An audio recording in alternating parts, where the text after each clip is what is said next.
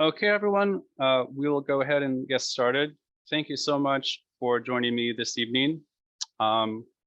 So as hopefully you're aware, this is an information session meant to provide information about the University of Wisconsin-Milwaukee's School of Information Studies MLIS program with a specific focus on the archives concentration, which is something that I'm heavily involved with. So I'll go ahead and introduce myself, and I'll also introduce Dr. Force, who couldn't be here tonight. Dr. Force is the other kind of main instructor in the archives program. Then we'll talk about what archives are very generally. Then we'll talk a little bit about the overall MLIS program.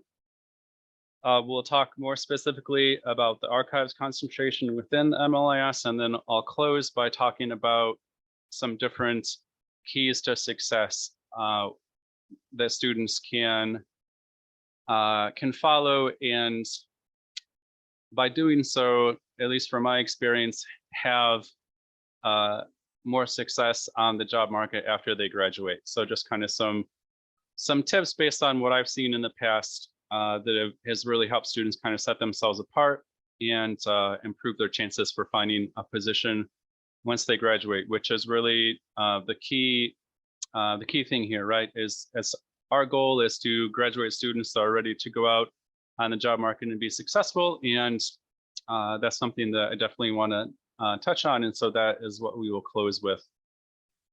So as I mentioned, I'll go ahead and start with introductions. So my name is Sean Hayes. My pronouns are he, his, and I'm the archives program specialist at the School of Information Studies. So I teach within the archives MLIS, and I'm also involved in things like outreach, which obviously is what I'm doing tonight, and also kind of various other administrative activities that just kind of vary from time to time, like reviewing electives to make sure they're still a good fit for the MLIS, making sure that readings between different courses aren't kind of overlapping and redundant. So just kind of administrative tasks like that. So just a little bit about me. I got my MLIS from the University of Pittsburgh in 2009. After I got my MLIS, I worked as an assistant archivist at the University of Wyoming's American Heritage Center in Laramie, Wyoming for 6 years. And I've been at SOAS since 2014. So I guess this will be my 8th year, which, wow, that seems like a lot, but really it has flown by because I really do enjoy teaching and enjoy being a part of SOAS.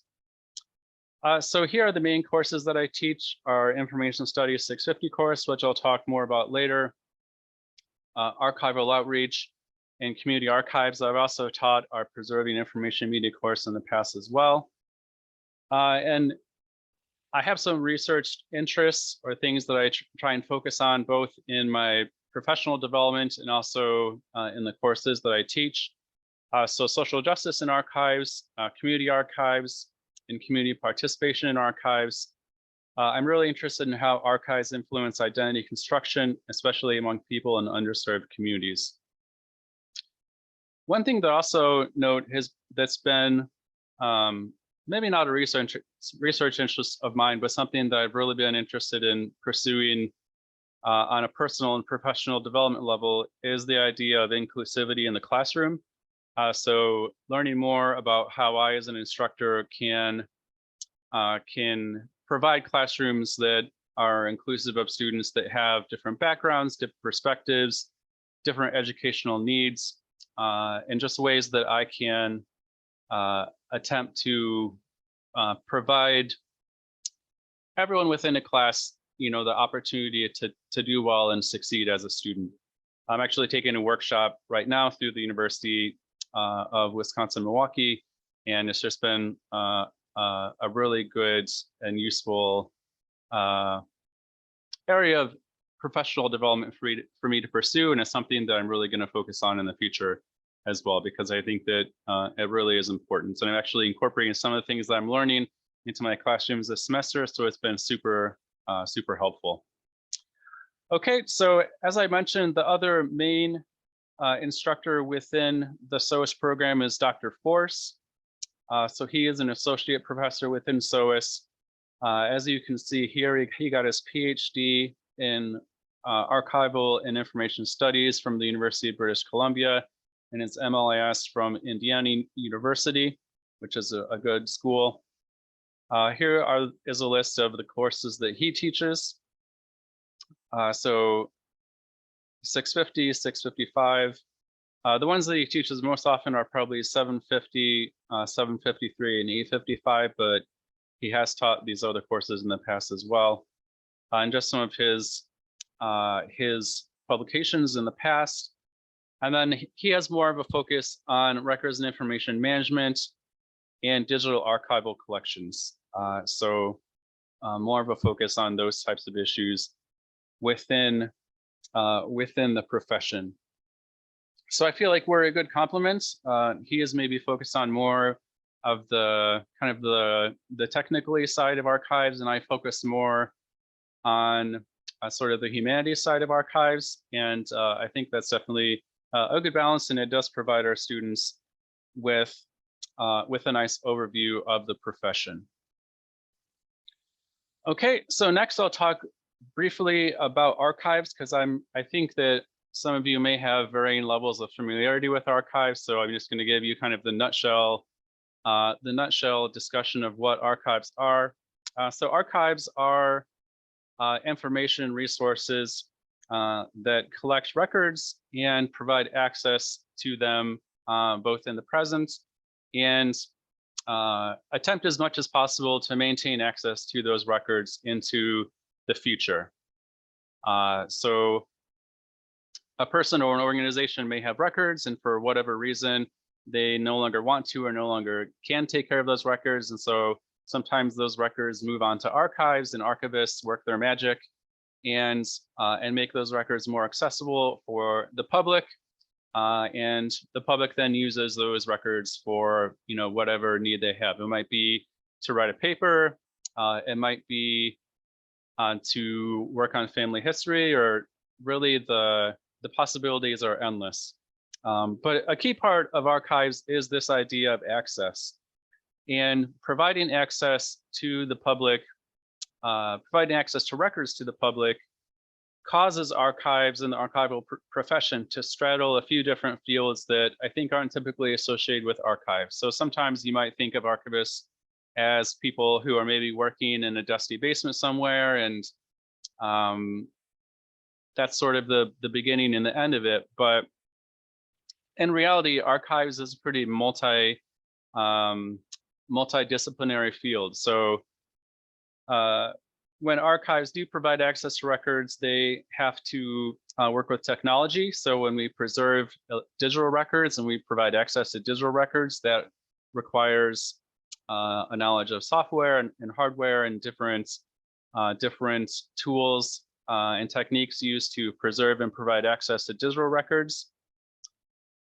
And increasingly, archives are focused on social justice too. So thinking of how archivists can use records in order to rebalance power dynamics in society. So how records can be used to help a community rediscover its past, or how records can be used to help a community or an individual right a wrong that was done to them in the past.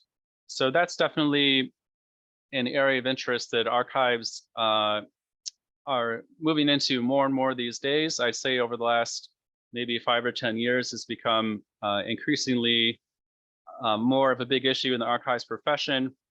And kind of an offshoot of that is the idea of community archives, or archives that are operated not by archivists from outside of a community, but archivists that actually come from a particular community and help that community represent itself through archival records in a way that is maybe more truthful, maybe more complex, more accurate. And again, that goes towards the idea of empowering communities to be able to represent themselves instead of having other people from outside of the community representing them on their behalf, often in a way which, again, doesn't actually match reality or how the community wishes to be portrayed.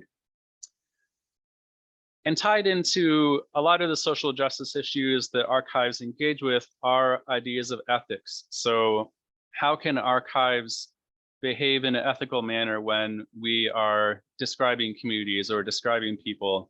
How can we behave ethically when we're deciding which records should be more accessible to the public and which records aren't given the same treatment as other records are? So that's definitely a topic that has also gathered a lot of interest in the profession over the last, I'd say, decade or so. And kind of tied into the whole idea of access are things like social memory and identity formation. So there's more of an awareness of the role that archives play in shaping social memory and shaping how society views certain people or certain events, and how records within archives can influence not only how people view history, but also how they view themselves. So are they looking at records contained in archives and seeing a truthful representation of a person and of a person's community, or is that representation not there, or is some representation of a community available, but it's maybe distorted and doesn't reflect reality? So again, to kind of work against this notion that archives are just sort of, passive curators that are, in a dusty warehouse somewhere. The truth is that archiving is actually a really active and dynamic profession, and it changes all the time, which I kind of noted just now. And it really is an interesting profession just because it does kind of straddle so many different fields of study. And that's why I have been teaching about archives for 8 years. I was an archivist for, in total 8 or 9 years before that. And, I'm still really interested in archives, and I still love learning and teaching about archives just because of the different kind of fields of study tied into archives and this idea of providing access to the public. So yeah, I just think it's a really fascinating profession, and I enjoy teaching about it, and I think that's apparent in my my instruction within the classroom as well. So having talked a little bit about archives, I'll go ahead and move into a discussion of the MLIS within the School of Information Studies, and then following that, talk a little bit more specifically about the archives concentration within the MLIS. So I'm here at the SOAS homepage, and so if you click on academics and you go down to Master of Library and Information Science, that will take you to information about the MLIS. And I'll just kind of talk about it briefly. I'll talk a little bit about the curriculum and just some of the different aspects of the MLIS program. So one thing that I do want to mention is that our courses are available online and on-site. So if you are in the Milwaukee area and you want to come to classes, we certainly offer plenty of on-site options, but we really have students all over the country. So if you're only able to take classes online, then that's an option as well. You can be totally online and complete your MLIS with no problem.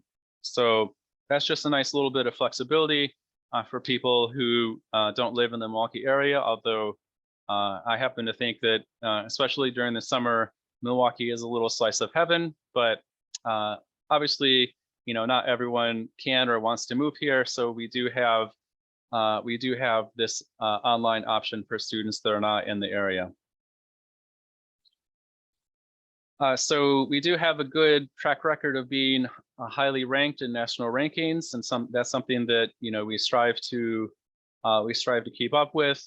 On the left here are some of the different concentrations within the archives program. So our library science and technology, this is the archives concentration, which I'll touch on later, information organization, public library, and we have coordinated degrees as well for students that are pursuing other master's degrees in other schools within UWM and want to pursue MLIS at the same time.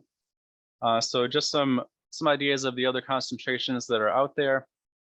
I'll talk just a little bit about the curriculum for the overall MLIS, because it's something that if you are an MLIS student, you'll have to consider. So the MLIS requires 36 graduate credits, and 30 of those must be in library and information science. So what's nice is there are actually 6 credit hours or 2 3-credit-hour courses that you can take that are actually outside of SOAS. So if you want to take classes from the history department, or maybe classes related to a specialization that you're interested in, then you have that flexibility, which is really nice. Another thing that I want to mention is if you already have a master's or a doctorate degree, then you only need 30 credits instead of the 36. So you don't have to take as many classes for your MLIS if you already have another master's degree or if you have a PhD. And there's more information about transferring credits and all that stuff that is available on the website as well. I won't get into that, but we can definitely give you more information about that if you're interested. So there are 4 required courses for every MLIS student. So 501, 511, 571, and 799. And you have to get a B or better in those courses in order to receive your MLIS. So, so these are classes that every student has to take kind of no matter what. And these are just ones that are related to kind of core aspects of library science. And again, you have to get a B or better. You do have 7 years if you're pursuing the 36 credit hour program, 5 years if you're doing the 30-hour program. So just kind of keep that in mind. I would say most students complete their MLIS within 2 years, but of course we understand that sometimes life happens and you have other responsibilities and it may take a bit longer than that. So you do have a little bit of a cushion. So that's just a little bit of information about the overall MLIS. And what I'll do next is move into focusing on the archives concentration within the MLIS and talk a little bit more about the curriculum and other aspects of the archives MLIS. Okay, so again, all the courses within the archives MLIS are available online or on site. We don't offer all the courses online and all the courses on site every semester because we just don't have the instructors to do that. But we do try and have a good rotation to make sure that if we offer a class online one semester, then we try to offer it on site the next semester, just so we make sure that everyone is able to take whatever class they want in whichever sort of format they want before they graduate. So that's our goal. And we do have a 2-year plan that we follow pretty strictly to make sure, again, that we have a nice rotation and everyone can take the class that they want, how they want. I will say that a majority of our students are either online or take some classes online and some classes on site.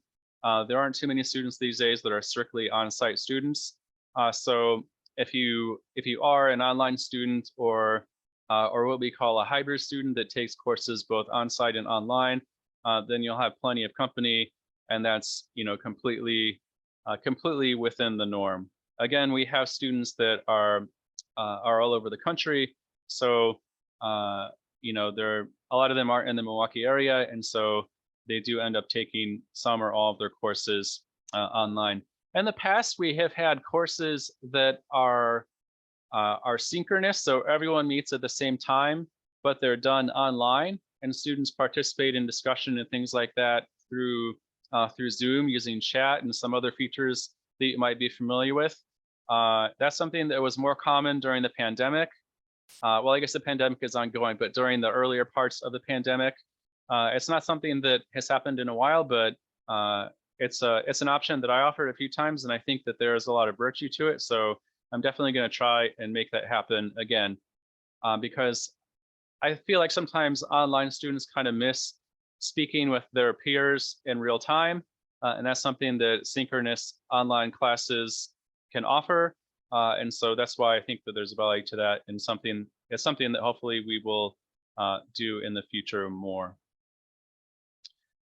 Okay, so what I'm going to do next is I'm going to talk about the curriculum for the archives concentration specifically. So we'll go ahead and look at the program requirements.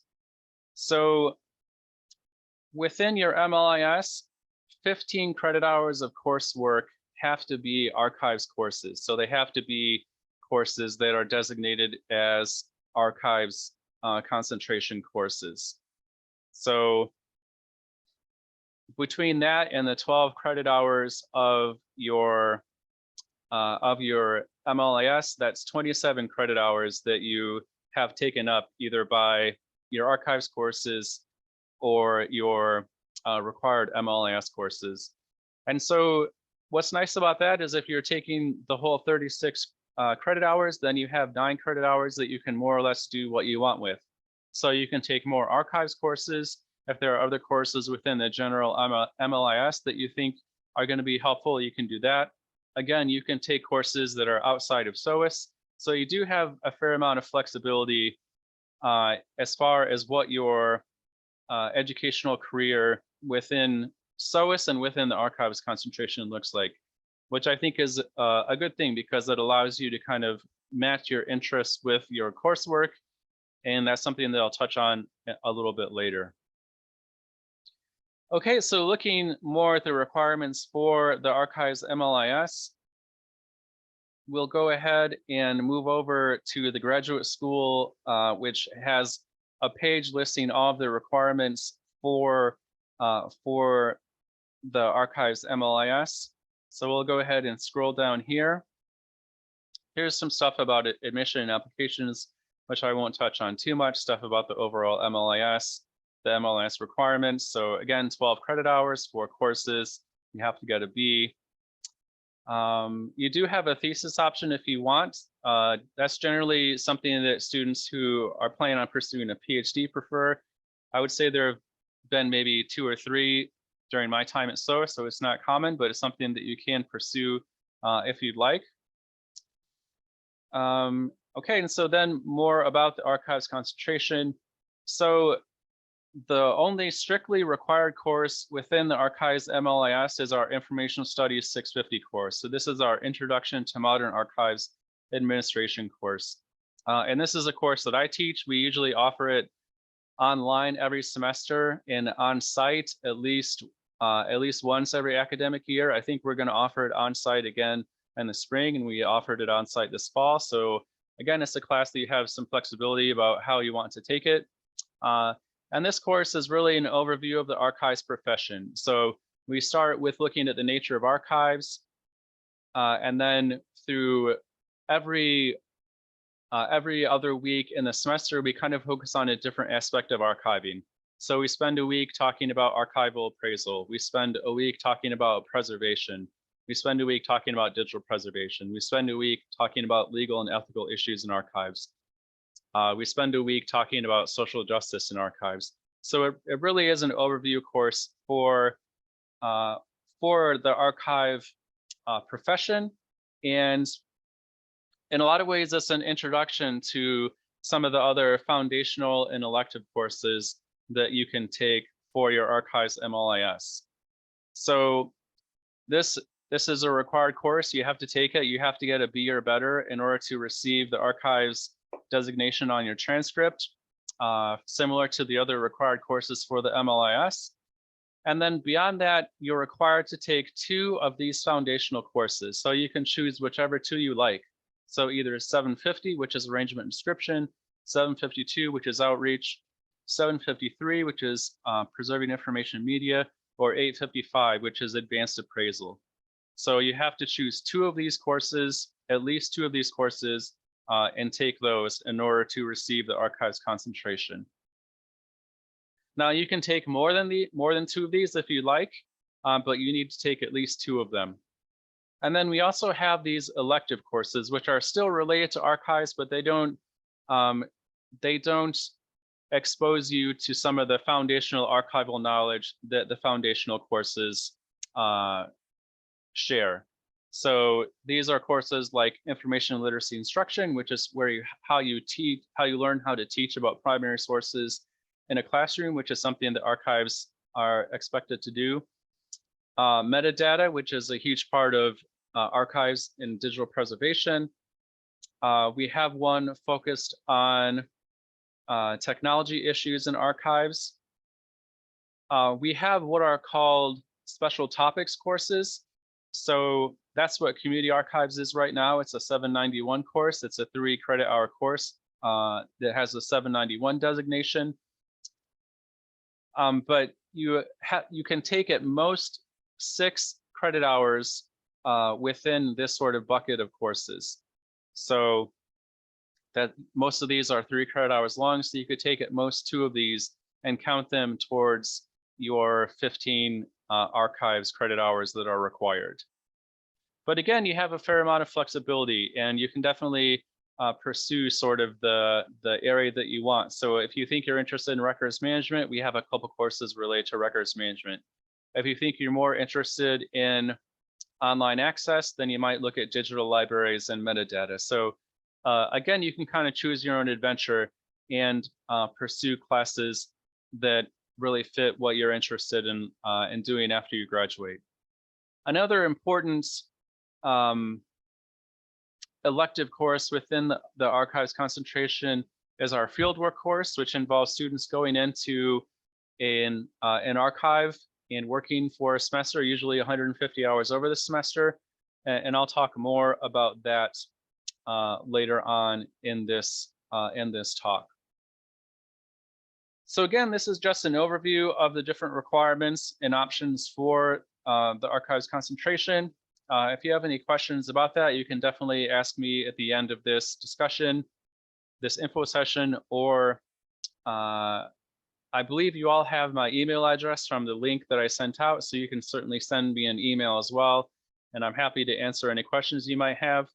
Another good thing might be, if you're considering some of these courses, is looking at a syllabus for a course that you're interested in, and I can certainly provide any syllabi that you're interested in as well, just so you can get an idea of what these other courses look like and the different areas of study that these different courses cover. So just a little bit more of an informed perspective about what courses you might want to take, and if the archives concentration is really the right choice for you. So again, you can just let me know about any syllabi you want to see, and I'll be happy to provide those as well. Okay, and again, this you have to take at least 15 credit hours from these different buckets of courses total. So 9 of these will be either 650 or the required courses, and then another 6 coming from any of these elective courses. Or again, you could just take more foundational courses. It's really up to you. So again, we want to provide some kind of structure so that we can be confident that you have the academic background in archives that you need to be successful on the job market and during interviews. But we also want to give you flexibility about which courses you take, so that you can kind of pursue the area of interest that you think is the best fit for you as a professional. Okay, so what I'll do next is go ahead and talk a little bit about some keys to success, and then I'll go ahead and take any questions that you might have, and then we'll go ahead and call it a night. So from my experience of working with students and advising students and seeing students going out into the field, over time I've identified 3 kind of keys to success that I see successful students sort of following over and over and over. And the first one is one that I've already touched on, which is the courses that you take. So a good thing to do is that as you take 650 and as you are exposed to different aspects of archiving and different kind of issues or areas within archives, hopefully that helps you think more about which area of archiving you want to go in when you graduate. And that will hopefully shape which courses you end up taking in the future. So if you think, wow, I'm really interested in archival outreach, then then you would probably want to focus on archival outreach and make sure that you take that course. If you think, wow, I'd really like to be an archivist that focuses on preservation or has a nice background in preservation, then preserving information media is a good choice to take. So as much as possible, you want to think about what you want to do as an archivist and take courses that support that area of interest. And that way, when you go to an interview and you're interviewing for a person that is maybe focused more on outreach or is focused more on preservation, you can say, well, here's what I've learned so far. And you'll be able to speak with whoever is interviewing you, and they'll be like, wow, this person really knows what they're talking about. And I feel like we can get them trained and get them, doing a good job before too long because they already have this academic background. So a good key to success is just making sure that your courses match your future professional aspirations as much as possible. And you can definitely work with your advisors or your advisor to bounce some ideas off them and see what good choices for you might be. Usually your advisor is either going to be myself or Dr. Force if you're in the archives concentration. We also have Tobias Deutsch, who is our senior advisor within the MLIS program, and he does an amazing job too. And one of us will help you get set on the right path as far as which courses you take. So that's key number one. Oh, one other thing that I want to mention about our courses, which I think is a big benefit and will help you succeed in the future, and this is speaking of our courses overall, is that we really focus on providing experiential learning. So we provide on giving you the opportunity to do things in the courses that you might ask to be asked to do as a professional. So for instance, in my in the outreach course that I'm teaching, every semester students create an exhibit using a software that a lot of archives use to create exhibits, and that just gives them some experience building exhibits, which is a big part of outreach. And so students can do that, and then they can go to an interview and say, hey, I've already worked with a software, or already have some experience working with exhibits, and that can be something that can set you apart. I know in Dr. Force's course that he teaches arrangement and description, he has students work with a really popular descriptive tool that archives use. And even in my 650 course, we have little exercises where I have students look at a set of records and decide based on criteria which ones they think belong in an archive and which ones don't. So getting a little practice doing appraisal. So getting these experiential opportunities within courses, I think, is a good way for students to be successful as well. And that's something that we really focus on when we are developing our courses. So that's just something that I wanted to mention as well. Okay, so my next sort of key for success is getting involved with the archival profession and getting involved with other archivists. So professional engagement is what I like to call it. And a key way to do that is by getting involved with archival organizations. So this is a directory of archival organizations in the United States and Canada that the Society of American Archivists has developed. The SAA is kind of the national archival professional organization. And as you can see, there are regional, state, and local archival organizations all across the country. And getting involved with these archival organizations as a student is just a great way to not only learn more about the archival profession, which can really be beneficial, but also to do some really valuable networking. So getting to know people in your area who might be hiring in the future, or people in an area that you want to move to in the future. So a lot of these organizations have a need for volunteers, have a need for officers. They might have different sections or roundtables related to a particular topic. The SAA, the Society of American Archivists, has a ton of them.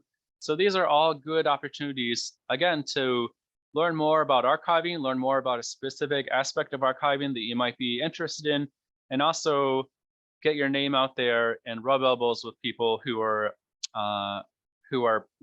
practicing archivists and may be hiring or know someone who's hiring in the future. And this isn't something that necessarily has to take a ton of time either. So this is a really good key to success that can help get your name out there.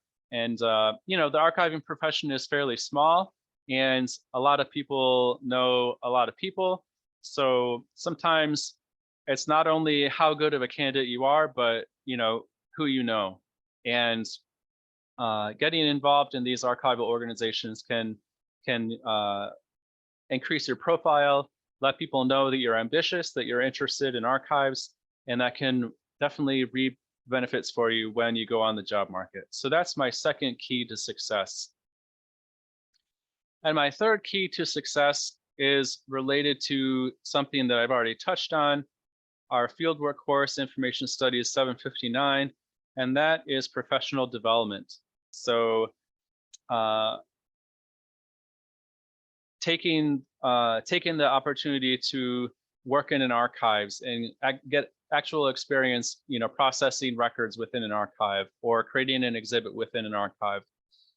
You know, I've seen everything under the rainbow that students have done at their fieldworks, and it's just a great way to get that professional experience, get those skills you can put on your resume that can help set you apart from other students who might be applying for jobs as well.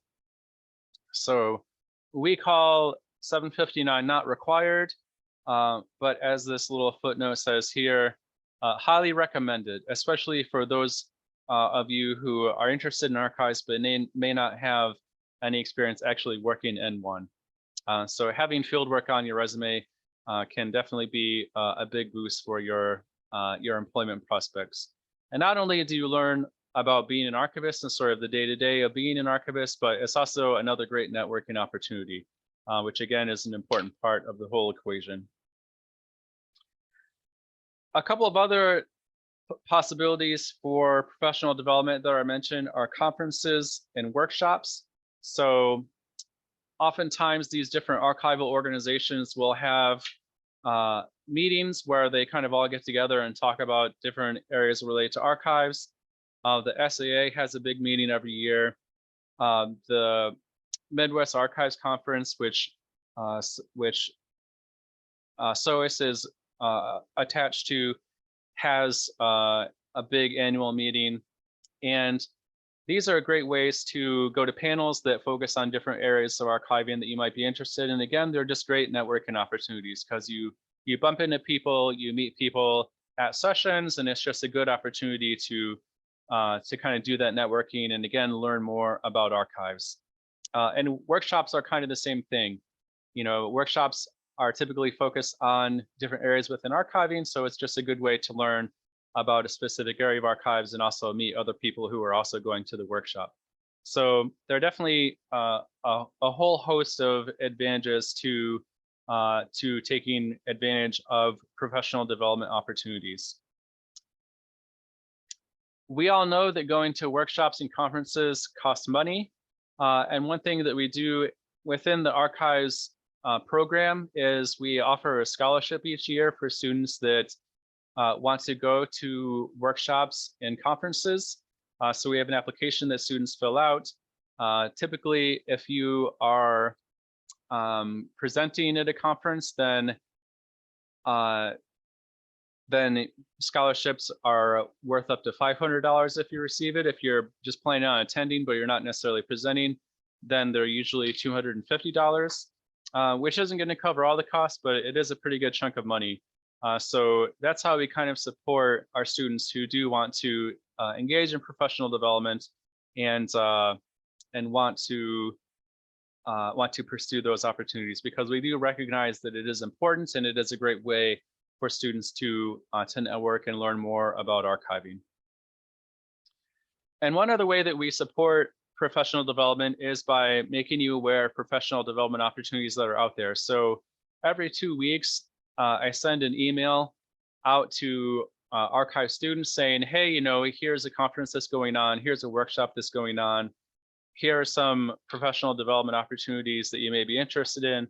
And that way you have more of an awareness of the different opportunities that are out there. and different things that you might want to pursue. Again, just recognizing that professional development is important, and trying to support that as much as possible. So that's my third key to success, professional development. So the courses that you take, the professional engagement that you're involved with, and the professional development opportunities that you pursue are all going to influence how successful you are as an archivist when you graduate with your MLIS. So it's something that we really encourage. It's something that we try and support as much as we can, and hopefully you are able to pursue some of these different opportunities when you are a student. So I'll go ahead and close my presentation there. What I'll do now is I'll go ahead and open it up to any questions. So if you want to throw something in the chat, that's fine. If you want to ask using your microphone, that's fine as well. So yeah, if there are any questions, just please let me know. And I will say that I am recording this, and I will put this up on YouTube, and I'll send the link out to everyone, so you can kind of watch it and review if you need to. So does anyone have any questions or comments?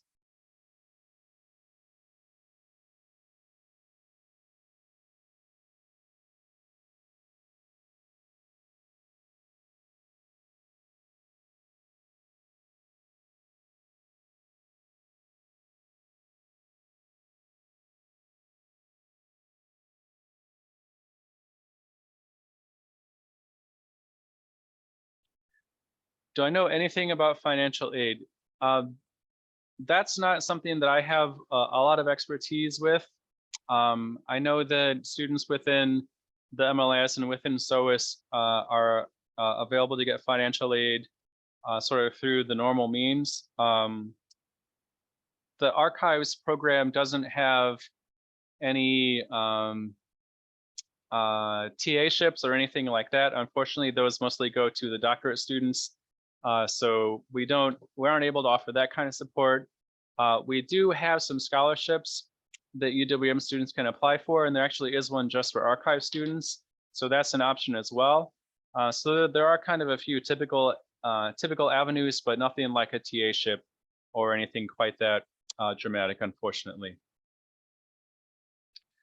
Okay, so Jenna asked about finding an archive to do field work with. That's actually something that I will help you with. So when you, and so Alyssa is asking about that as well. I'm glad to see the interest in field work. So when you apply, you'll say either I know what archive I want to work with, or I need help finding an archive. And if you need help finding an archive, then I'm definitely willing to reach out to archives in your area and let them know of your interests, give them your resume, and just try and get a dialogue going for a possible placement for you in the future. I can't guarantee that you will be able to go exactly where you want, or even that I'll be able to find a placement for you. I don't have 100% success rate. I have a pretty strong success rate. But yeah, typically we're able to satisfy students to a great degree. So that's something that I will definitely help you with. Okay, so Chandra asked about study abroad opportunities.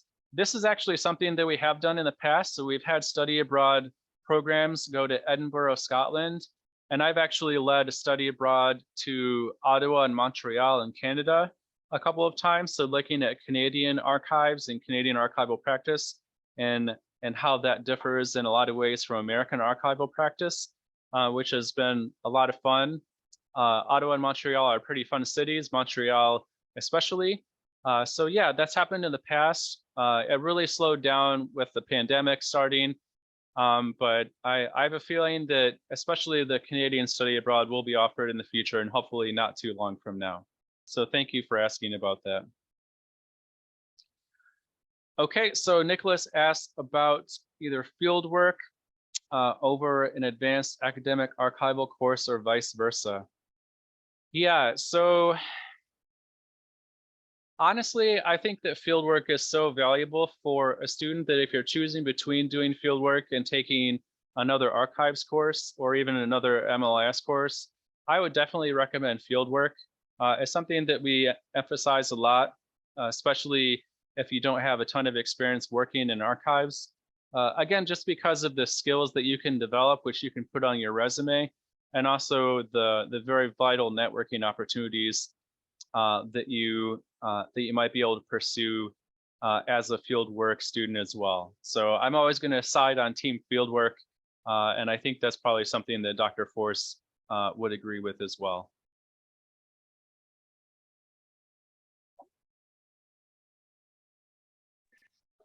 Can you hear me? Yes.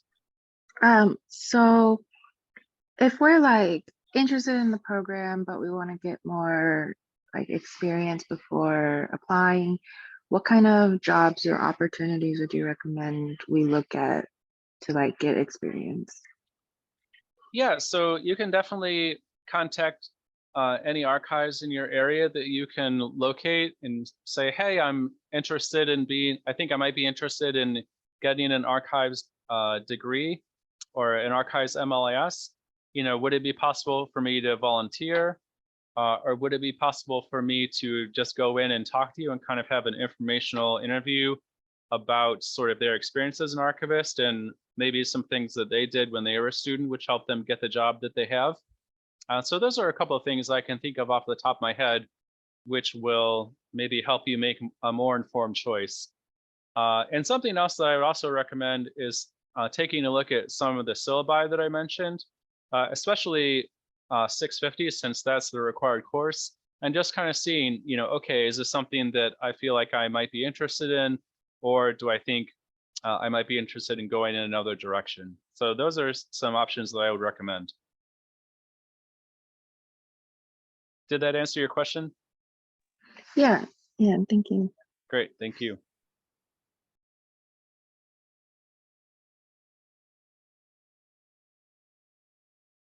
Okay, any other questions? Like I said, if you can't think of one now, but you think of one later, definitely feel free to shoot me an email. I'm going to email a link to the YouTube video of this presentation to the sort of the list I had going, so you can check that out again if you'd like. And yeah, I definitely hope that I hear from you, and I hope that I see you in a class sometime in the future. And I just want to thank you again so much for taking some time out of your evening to join me and to join the rest of us here. And yeah, have a great night, and hopefully I will hear from you soon.